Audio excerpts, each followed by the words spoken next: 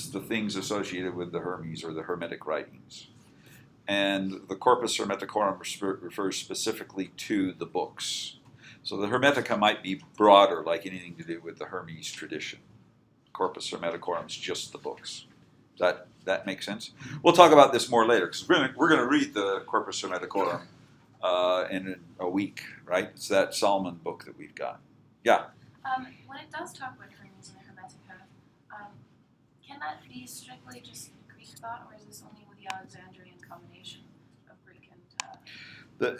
As it passes into medieval thought in both Judaism, Christianity, and Islam, it refers specifically to the Hermetic ideas of the Alexandrian school.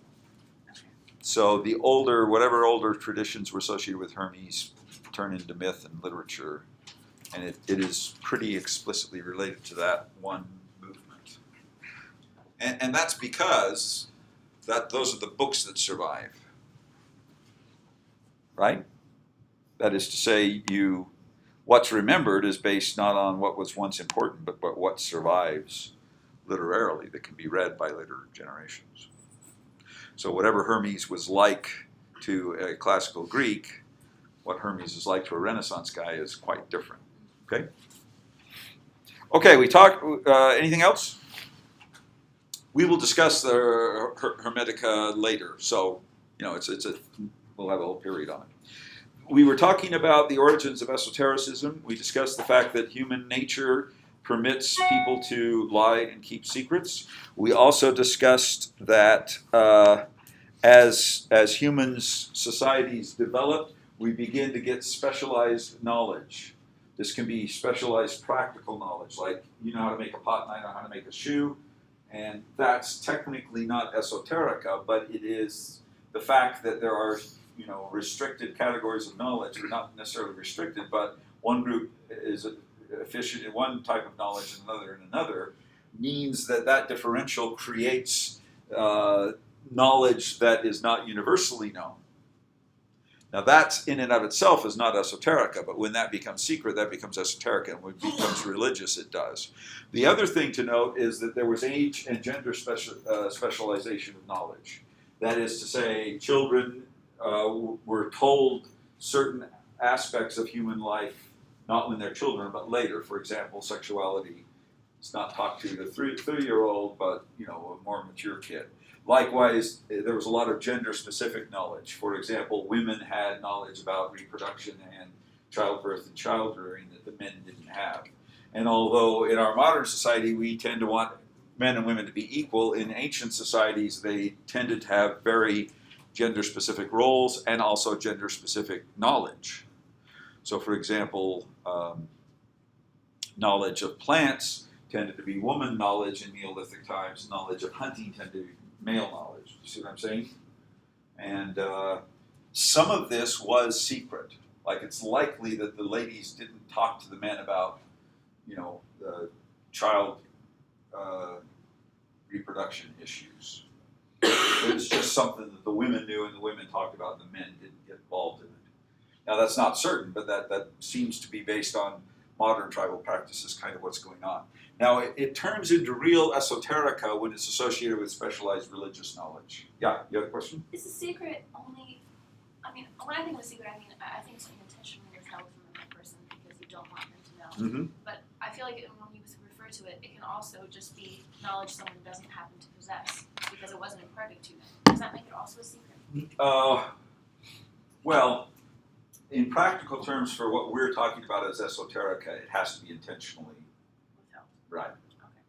So, but you can have specialized knowledge. Like I don't know anything about how to fix a computer, but it's not because it's esoteric. It's because I haven't tried to learn it. If I tried really hard, I could probably learn it, but maybe not. Who knows?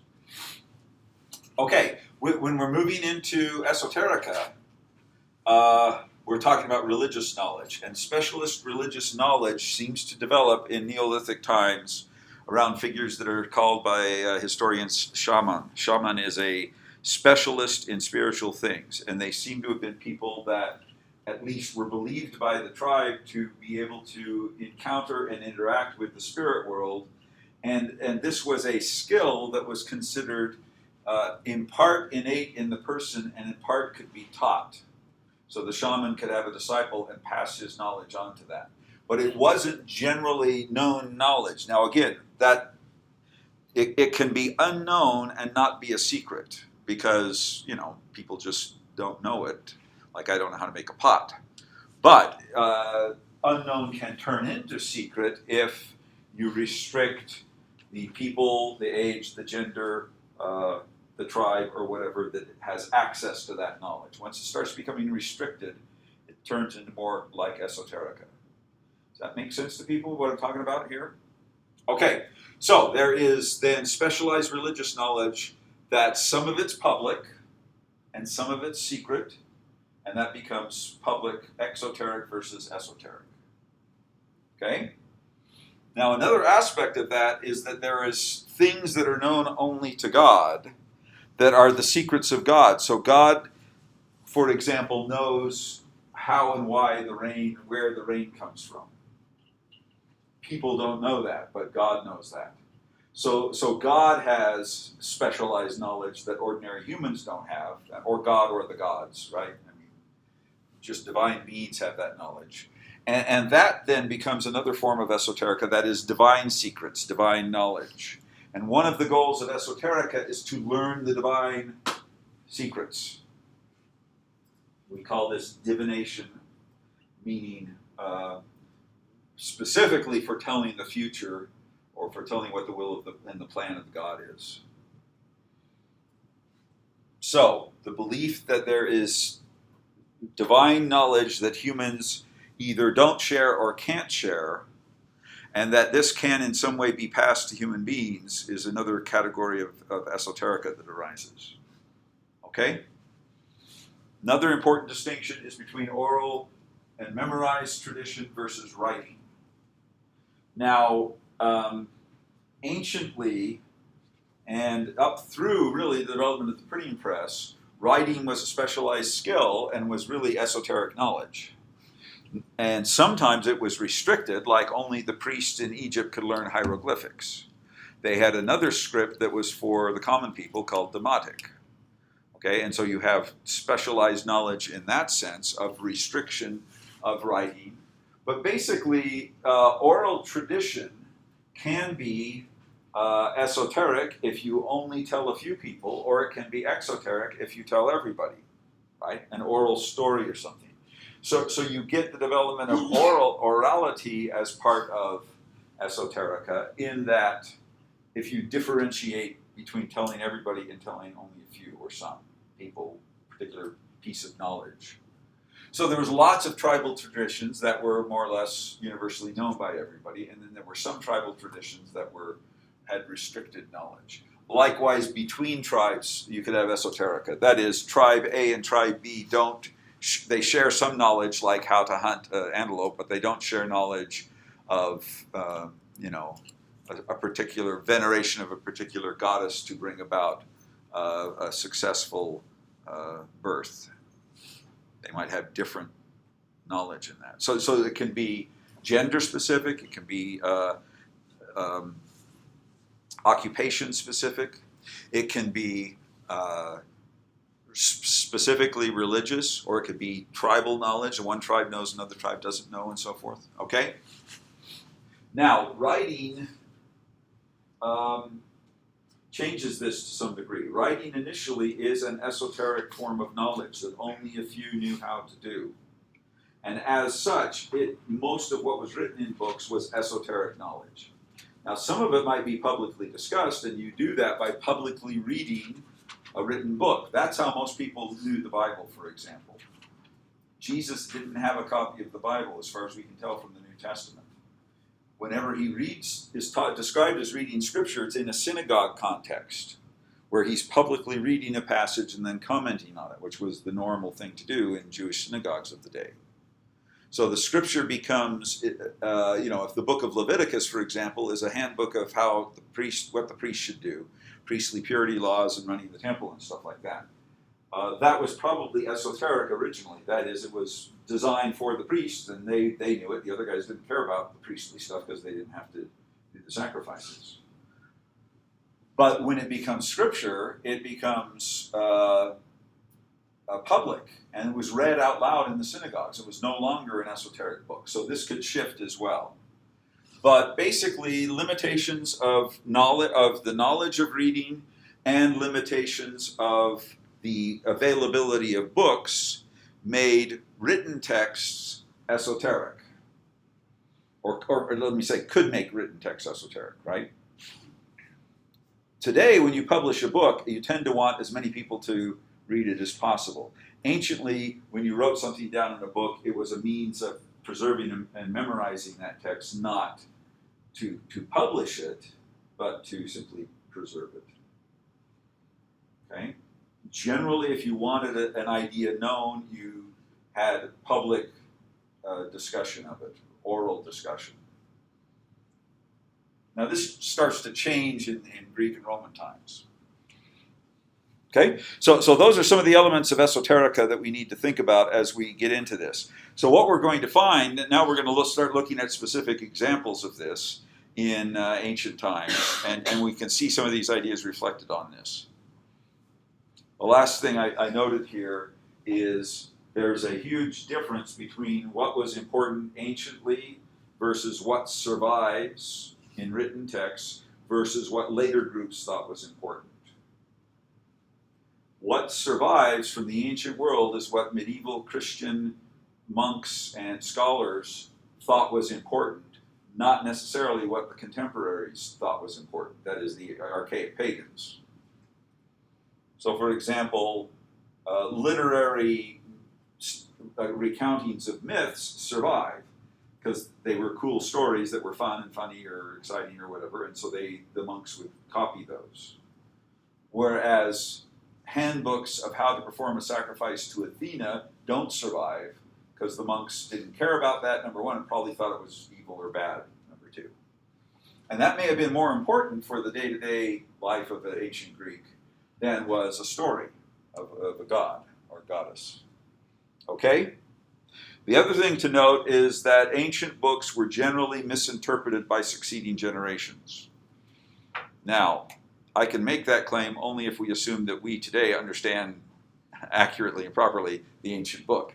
And maybe we don't either. But even if we don't understand it today, there's enough different interpretations of ancient books, including scripture, to indicate that at least some of these guys have got it wrong, right? I mean, they misunderstood it in some way or another. And that includes scriptural texts. And that's why you get the development of sectarianism, or at least one reason, is because different groups interpret the scripture differently and therefore have a sectarian split over the meaning of the text. And this feeds into esoterica, because esoterica is almost always or at least in many of its forms in medieval times, is a esoteric interpretation of a authoritative text, which is almost always wrong. That is, it's kind of goes beyond what the core text originally meant and was intended to mean. Okay? Questions on any of that stuff? Okay, now we're going to look at Goodrick Clark's chapter on chapter 1, which is the background of classical esotericism that survived and became important in the Renaissance. So notice, Goodrick Clark's book is not really about what was important esoterically anciently, but what ancient esoterica became important from the Renaissance on and formed what he calls the Western esoteric tradition. So what he does then is discuss, he looks at Alexandria as what? What's the importance of Alexandria? It's like the founding place of the esoteric tradition for the Western world, right? And that at least survives. Right, and basically Alexandria became the most important intellectual and religious center of the ancient world.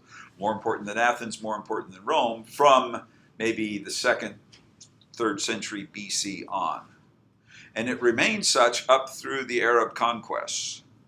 And it declined not so much because of the Arab conquest, but because of the silting of the port and the subsidence of the city. It was built on a delta and it subsided. It's now 30 feet underground and the port's silted up and the trade moves elsewhere.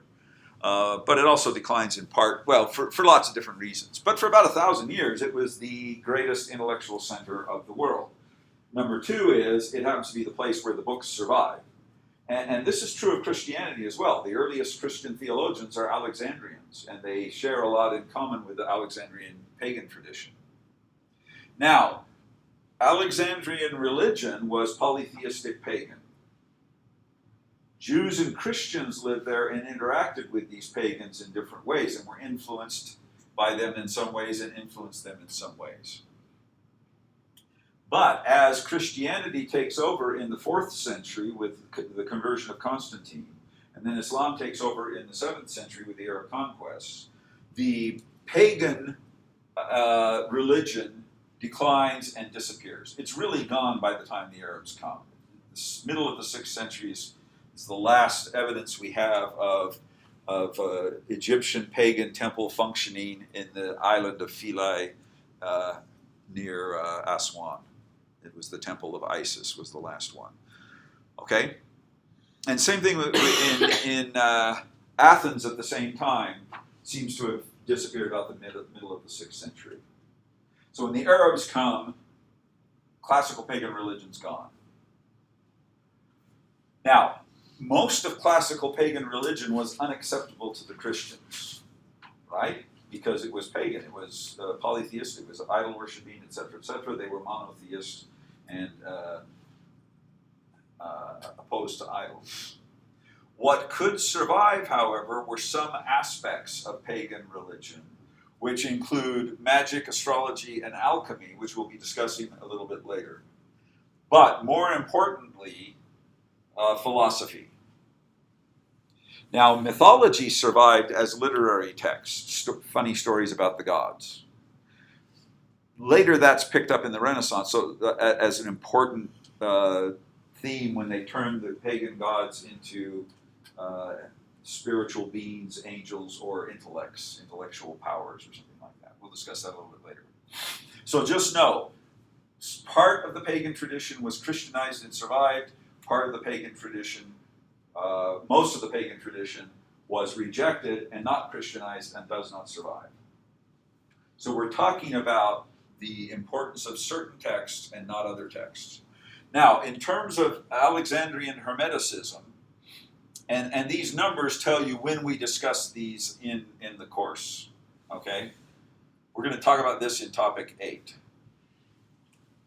We've got two major written sources for this. One is the Greek magical papyri, and the other is the Corpus Hermeticorum. Now, or sometimes Corpus Hermeticum. I mean, it's called both. I think technically Hermeticorum is better. But anyway, Greek magical papyri are important because it is a big book collection of magical spells that were used in the 2nd, 3rd centuries AD in Alexandria area. It did not survive as a traditional text. By a traditional text, I mean a book that is copied and then read and copied and read and is passed down generation to generation. It survives as an archaeological text, that is, they found this as a lost book, like the Dead Sea Scrolls. So bear that in mind. This had no direct influence on anybody after them, but it shows you what Greek magical thought was like. And there's indirect, lots of parallels between medieval magic and Greek magic as found in the magical papyri. Now, why could a Christian accept, there's actually a collection of Coptic Christian magical texts that parallels this. And I've got, in the magical discussion, I got the source for that where they're translated, and you can take a look at that if you want. Why would the Christians accept magic?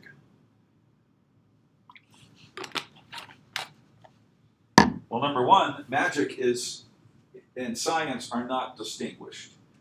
So if you believe in magic, that is magical powers and different things, that's just a worldview thing. It's not whether you're a Christian or not. Now the question is, can the Christians practice magic? They believed it was real. That's an important thing to know. Magic is real, just as witches are real from the pre-modern Christian worldview. And when we talk about the witchcraft and the witch trials at Salem, we think about how horrible that is. But I agree with that. But if you really believe witches exist, and they can really do these things, and those people really did them, then, they deserve to be executed because they were, doing evil, witchcraft, making people sick, killing people, all this type of stuff. Okay? So the fact that Christians believed in it is one thing. The other question is, can they practice it? And here it becomes another long discussion, which we'll talk about when we talk about magic. But just bear that in mind. The major text here is the Corpus Hermeticorum, which we will be reading. Then the other texts are the Enneads. This is Neoplatonic. So this is Hermetic, this is Neoplatonic. These overlap and become completely merged. So Plotinus is the first Neoplatonist, means little Plato, right? And he wrote the Enneads. Actually, most of these texts were not written by the guy they're attributed to. They were written by the disciples who were writing the teachings of the Master. And that's true of Jesus in the New Testament, and it's true of Socrates. Plato wrote Socrates' teachings, and Porphyry wrote the teachings of Plotinus in the Enneads. But we attribute it to the guy who's the master of it.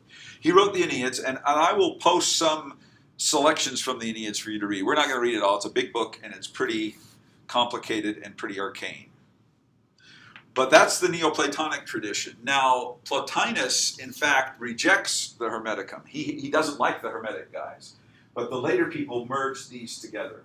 Okay, so they were considered radically different by Plotinus. This stuff is too magical. He wants pure intellectual, just thinking about God. It transports you to the, Imperium, and you get to sit and think about God. Chaldean oracles are another major book, which we'll discuss later, that are the vehicles by which Neoplatonism is carried from classical times into medieval and, more importantly, Renaissance times.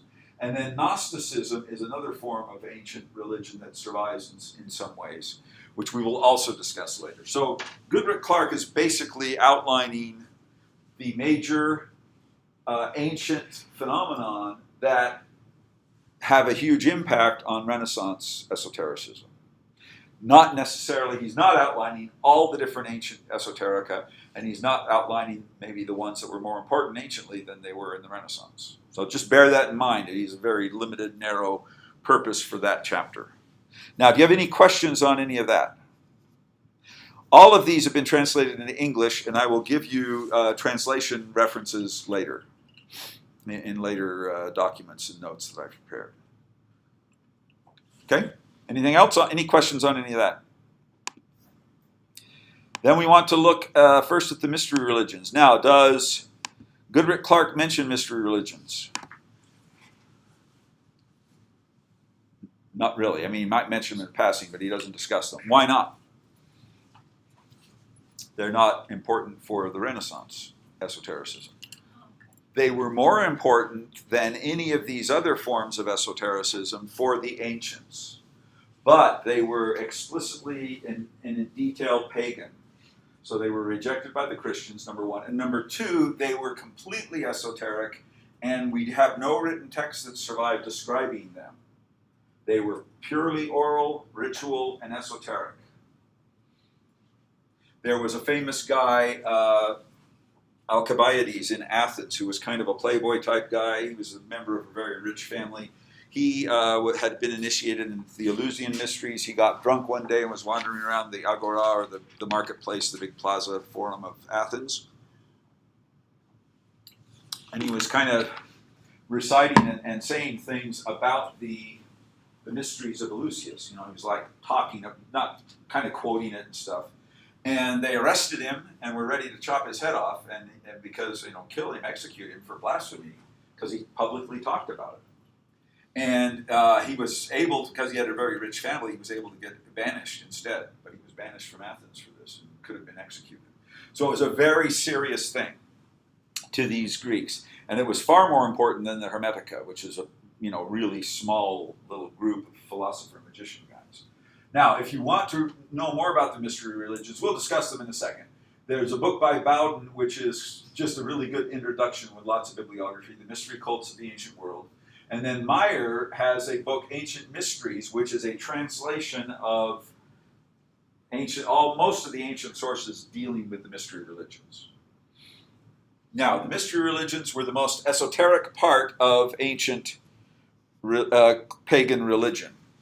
And it is related to mysticism because the term mysterion, from which derives the mystery religion, is the term from which mystic comes from, right? So there is a verbal overlap of these ideas. And the overlap of the essence of the idea is that a mystery religion reveals secret nature and purpose of God and the nature and purpose of yourself. In other words, it reveals what mystics were seeking. And it is a secret that God knows that he reveals to his special disciples, which is just how Paul uses mystery language in the New Testament. Paul reveals the mystery of God to the Christians. The ordinary people, even the Jews, they don't know the mystery of God. Paul knows it has been revealed to him, and he will reveal it to the Christian disciples. But the other people don't get it. They don't understand it. It's foolishness to the Greeks, right? Okay, so notice, it has these elements that are parallel, but it tends less to be a personal spiritual quest as it is to be a social ritual that you perform with other people. So there's an overlap of mystery ideas within mystery religions and mysticism, but they are certainly not coterminous. So a lot of these things are Venn diagrams, right? Mystery religion here, mysticism here.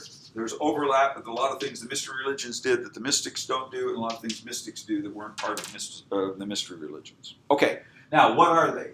Number one, there is a public pagan cult, which centers around the veneration of a god or goddess. And that veneration is focused on making offerings, singing hymns to the god and goddess or goddess, making offerings, giving treasure, a votive offering, a prayer, all sorts of things like that. This was public, and it was more or less required. That is, say, if you were an Athenian or you were a Roman, it was expected that you would go to the public sacrifice and the public religious rituals and just participate, which generally meant watching. Maybe sometimes, saying a Hosanna or something like that, but generally you were just watching, and the priests were running this. Now, what was the purpose of the public religion by classical, I mean Greek and Roman, basically? What was the purpose of the public religion of the classical world? It was a state religion, so it was involved with blessing the city of Athens or blessing the city of Rome. And it was for prosperity and for fertility, and to avert the anger of the gods. So maybe the gods are mad at you because you didn't do something right, and they might send a plague or they might send a famine, and you want to avert that. So it's kind of expiating for sins. That was the function. Now notice, this overlaps with the function of biblical Israelite sacrificial cults, right? It's not exactly the same, but there are certainly parallels. What did you want from the gods in performing these public rituals? What was your goal? Yeah? To get them to like you. Right. It was a bribe to get the god to bless you in some way. Gods were about power and wealth and fertility. That's what you wanted from the gods.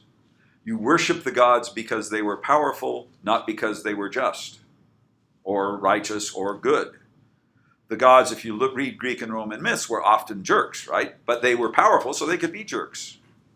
And in that regard, ancient pagan religion was quite different from modern religion, which is about, God is a loving being. You worship God not because he'll give you money, but because the blessings are spiritual and things like that. What was the role of salvation in pagan religion? Did you want to be saved?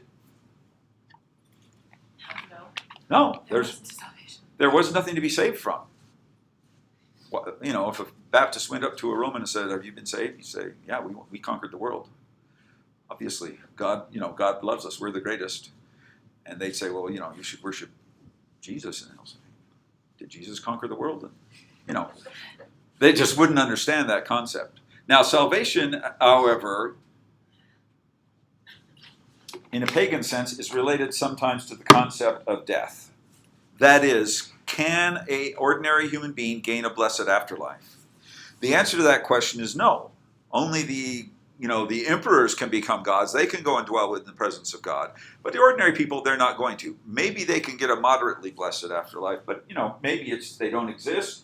Maybe they're reincarnated. Maybe they go to the land of Hades, who's the god of the underworld, and live on as kind of ghostly shades. They call them shades sometimes. They're shadows of the former being. But, the blessed afterlife is not an idea. You don't worship the gods to have a blessed afterlife. You worship the gods to have a good this life.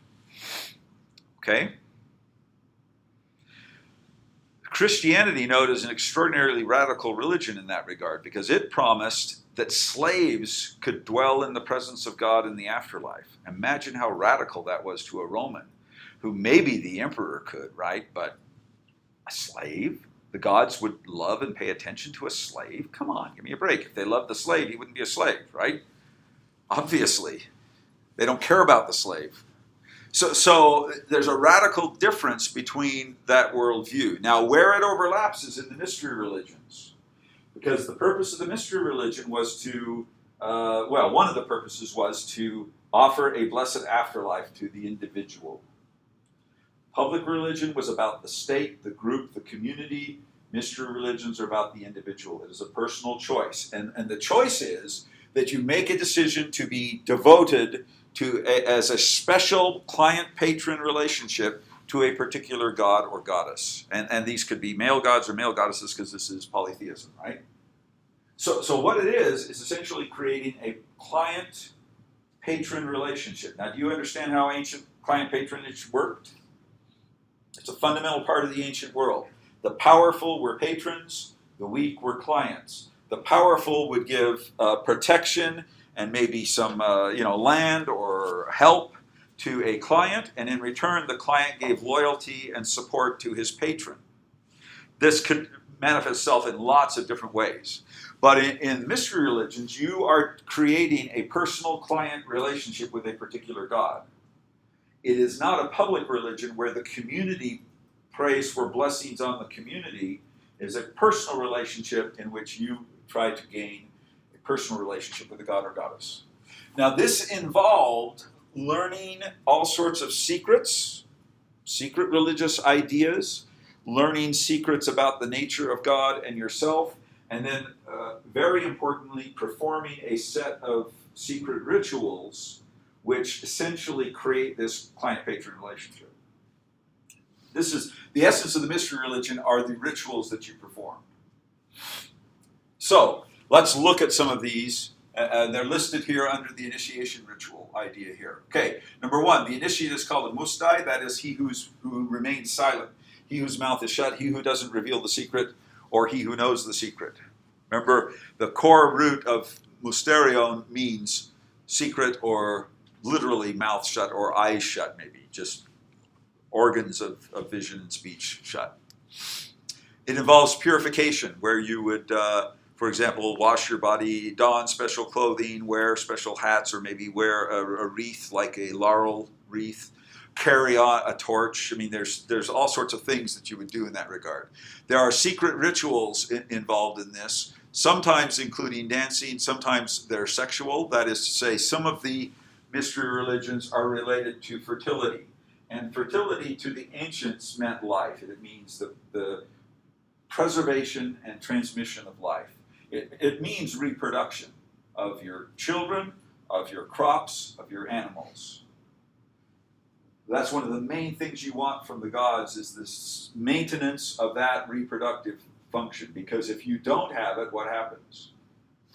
You die. You're dependent on your crops, reproduction of crops and animals for food. You're dependent on reproduction of your children so that you have a Social Security and Obamacare, because that didn't exist back then. If you want to not die being an old person, you needed a kid. That's why the widow is such an important figure of charity, because she has no Obamacare or Social Security. And so somebody's got to take care of her, and it becomes not a family responsibility, which is what it was normally, but in Christianity it becomes a community responsibility. She is our sister, we will communally take care of the widows. And Paul talks about the widows quite a bit, right? I mean, this is a big issue for him. Okay, so there's all sorts of rituals they did. Sometimes it was dramatic presentation, sometimes it was singing, sometimes there was declamation, like a oration or a discussion of stuff, plays, dramatic stuff, all sorts of things. You would learn secret doctrines, that is, you'd learn the real meaning behind some god or goddess's story and powers. Sacred drama we mentioned, and then the revelation of the true nature of a god or goddess. So to explain this, we can look at the Eleusinian Mysteries, which is the mystery of Demeter and Persephone. Now, the myth of Demeter and Persephone is preserved. We don't know what they did in the mystery religions, but it had to do with the explication and kind of explaining the esoteric meaning of this myth and other related things. Number one, Demeter is the goddess of fertility. She controls all life, but especially the life of grain, the reproduction of grain. She has a daughter, Persephone, who is the most beautiful goddess in the world, and everyone loves her. And Hades, the god of the underworld, he's not an evil figure in Greek mythology. When the cosmos was usurped by the Greek gods, remember they destroyed Kronos to take the cosmos. They are usurpers who steal it from the creator god, who was evil. He was an evil tyrant. So it's a good thing they did, but nonetheless they're usurpers. They divide the cosmos into three parts. The sky goes to Zeus, the sea goes to Poseidon, the underworld goes to Hades, that is under the earth, and then the earth is kind of shared by all three. Okay? So, Hades is the god who commands the underworld. That's the land where the dead go, and it's also all the mineral wealth and things of the world are under the ground. So, he's the god of that as well. So, notice, he's not an evil god. But when you die, you go to the land of Hades. I mean, maybe you just cease to exist, but if you go anywhere, it's the land of Hades. Hades, then, is talked about in the New Testament. Wherever we see the term hell, it is Hades in Greek. It means the land of the dead. And again, it's not even in the New Testament. It's not necessarily a bad place. You can be punished in hell, certainly, but not necessarily. Hades is equal to Sheol in Hebrew, so you've got an exact parallel, and they are translated as Sheol is always translated Hades into Greek and hell into English. Okay, so Hades sees Persephone, falls in love with her. He asks to marry her. Demeter says, no way, she's my favorite, I can't bear to be without her. So Hades kidnaps her and drags her down to Hades, to the land of Hades, hell. And she's not necessarily opposed to this, but it's not on the up and up. So Demeter freaks out because her daughter's gone, and she starts to panic, and she wanders the earth looking for Persephone, and she forgets all of her fertility responsibility, and the whole planet, I didn't conceive of the planet, but the cosmos just starts to die because nothing is reborn. There's no new life coming. The plants die, the animals die, everything dies. And Zeus gets together and says, man, we can't do this. Our whole creation will be destroyed without Demeter, so we got to figure out a plan. So he talks to Hades, and Hades basically, they make an agreement that Persephone will live half the year with Hades and half the year with Demeter. And when she is with Hades, everything dies and winter comes. And when she comes back to live with Demeter, spring springs forth because Demeter's happy, she's wonderful. When her daughter's gone, she's just completely depressed and doesn't do her life-giving thing.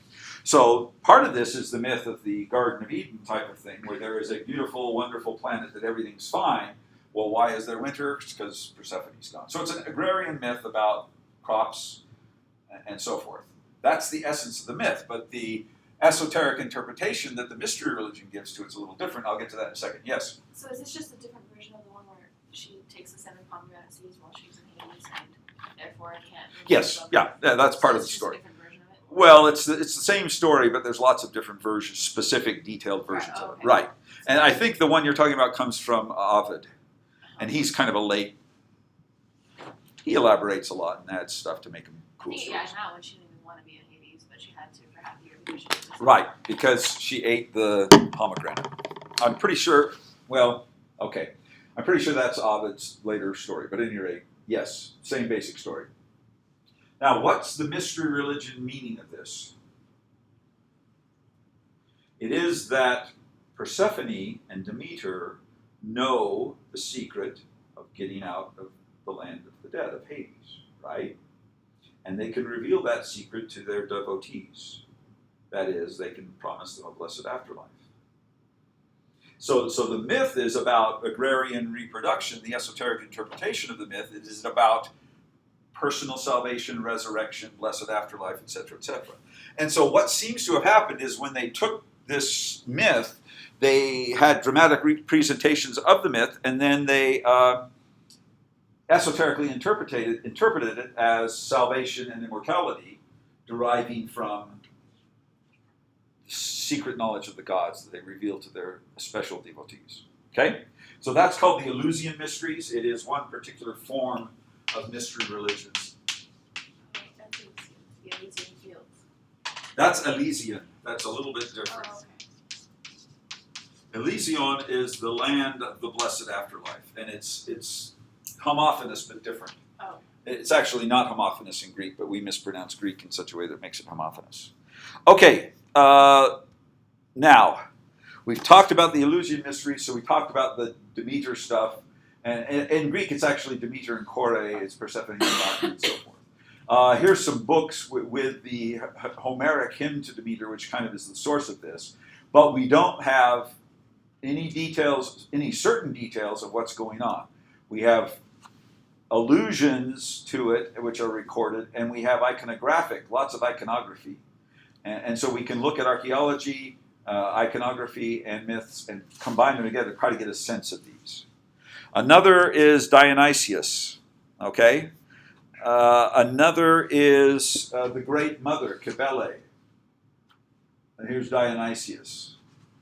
Others are Orphism and Pythagoreanism, and we'll talk about those in more detail because these are the two forms of mystery religions that kind of come down in a fragmented form to later esoterica. And then Isis and Osiris is probably one of the main ones. And I've listed here these different forms of it, and the pages in the Bowden book, which is the best introduction, where he discusses each of these. And then he gives lots of references to later sources. Here are some of the major sources for mystery religions. Golden Ass, especially Book 11, which is about how about the mystery of Isis, not the Islamist group in Syria, but Isis, the goddess of Egypt.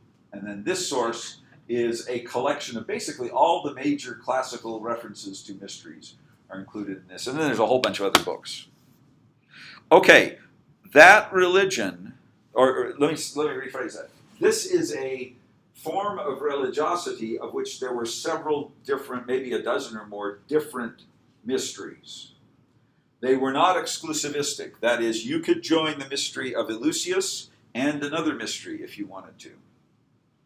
Hadrian the Emperor, who was kind of a philosophical, esoteric, religious guy, traveled, part of his political activity was to travel the different provinces of the empire during his career and kind of, set up everything, make sure everything was going right, lived there for a year, moved to the next province and so forth. He went all around the empire that way, but as he did, he joined all of the mystery religions, every single one of them, just to make sure he didn't miss out on the right one or, miss out on anything in the afterlife. He actually created his own mystery religion based on his homosexual lover Antinous, who died in the Nile. Some people think it was a human sacrifice and then was deified by Hadrian and formed his own mystery religion. There's tons of statues of Antinous. It's a very strange story. We don't know exactly what's going on. But there's lots of these different mystery religions. And some of it gets brought into philosophical discourse where it's really more influential. That is, in the long term. Because these were pagan mysteries. When Christianity comes along, they are, first of all, state patronage was taken away. Then they were suppressed. That is, you can't do this in public, or you can only do it private. You can't talk about it to other people and try to convert anybody. And then eventually they were completely eliminated, and you couldn't do them anymore. So they all died out in the late antique period, 4th, 5th century. All these mystery religions died out. But their influence indirectly continues, especially in Orphism and Pythagoreanism, which we'll discuss in a moment. So this is probably one of the major forms of ancient esotericism, esoteric religion. And it is quasi-mystical in the sense that you gain a true knowledge of what you're really like, you gain a true knowledge of what the gods are like, you gain a knowledge of the purpose of the world, and you have salvation occurring. I mean, this is what's given to you in these rituals. Okay? Does that make sense to everybody? Was the ability to join exclusive based on your property rights or your gender or things like that? It varied through time. Initially, for example, you had to be a Greek to join the Eleusinian Mysteries, for example. In the Isis cult, it spread and everybody got to join eventually. In the Dionysius cult, it started in the East, came to Greece, and then was transported to Rome, and the Romans suppressed it because the ladies who joined it were getting drunk and having wild sex. And so they basically said, you can't do it. It's called the Bacchanalia in the Latin terms, and Bacchanalia now means a drunken orgy. And it's because that's what these guys were doing in the worship of Dionysius. But notice, a drunken orgy is, number one, the drunkenness is the spiritual exaltation, and the orgy is the veneration of the fertility god or goddess through the god or goddess's main function in life, which is sexual reproduction. So, we tend to think of it as a drunken orgy, which it was, but there was a spiritual mystery behind that. There's a spiritual mystery behind sexuality, for many ancient peoples. Does that answer your question? Yeah. Okay, we're basically out of time, so we will look at Orphism and Pythagoreanism, just maybe 10 minutes each, and then we will press on to the next topic, which I believe is magic for next time. I switched it, so we're doing mystery religions today, and then magic and the occult next time, because that matches better with Goodrick Clark's chapters, how he's got it organized. Okay? So see you.